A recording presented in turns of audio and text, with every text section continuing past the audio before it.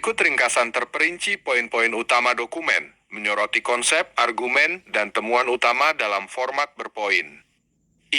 Pendahuluan. Dokumen ini merupakan transkrip kuliah kelima mata kuliah sejarah perundang-undangan, membahas mazhab Imam Malik, mazhab penduduk Madinah. Kuliah disampaikan oleh Syekh Nur Syualan, 2 mazhab Imam Malik dan tahapan perkembangannya. Imam Malik, pendiri mazhab Maliki, wafat tahun 179, hari mazhabnya didasarkan pada ilmu penduduk Madinah, baik secara riwayat maupun pendapat. Tahapan perkembangan mazhab Maliki. Tahap pendirian dan pembentukan. Dimulai sejak pendirian mazhab oleh Imam Malik hingga akhir abad ketiga hari, ditandai dengan munculnya Al-Mukasyarah karya Ismail bin Ishaq. Tahap ini fokus pada pengumpulan pendapat dan riwayat dari Imam Malik. Tahap perkembangan dimulai sekitar awal abad keempat hari, ditandai dengan munculnya ulama-ulama Maliki yang mengembangkan, menerapkan, dan memilih di antara berbagai riwayat. Tahap ini berakhir pada akhir abad ke-6 hari atau awal abad ke-7 hari. Tahap stabilisasi dimulai sekitar awal abad ke-7 hari dengan kemunculan Mukhtasar Ibn al-Haq al-Furu, yang dikenal sebagai Jami al-Ummah. Tahap ini ditandai dengan penyusunan ringkasan, syarah, dan catatan kaki.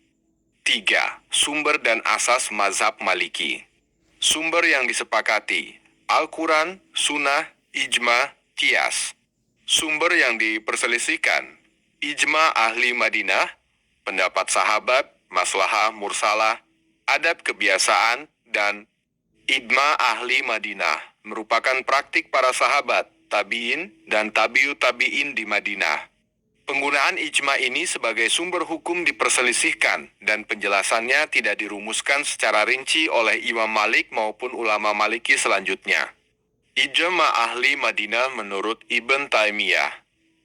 Ibn Taimiyah menjelaskan bahwa ijma ahli Madinah memiliki derajat yang bervariasi.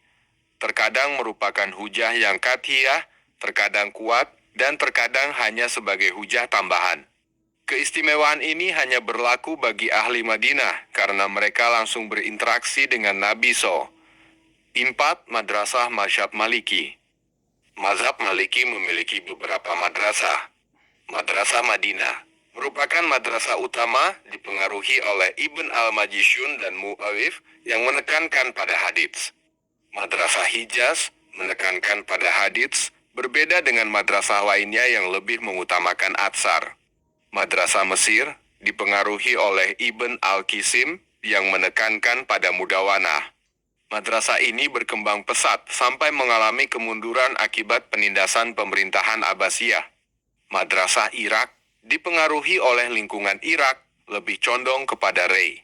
Ismail bin Ishaq termasuk ulama penting madrasah ini.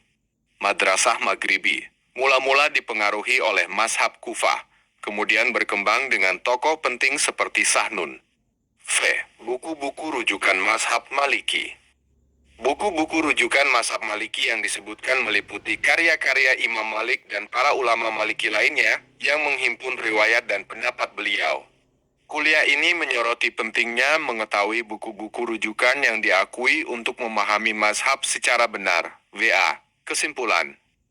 Kuliah ini memaparkan mazhab Imam Malik, sumber-sumber hukumnya, perkembangannya, dan beberapa madrasah yang berkembang darinya.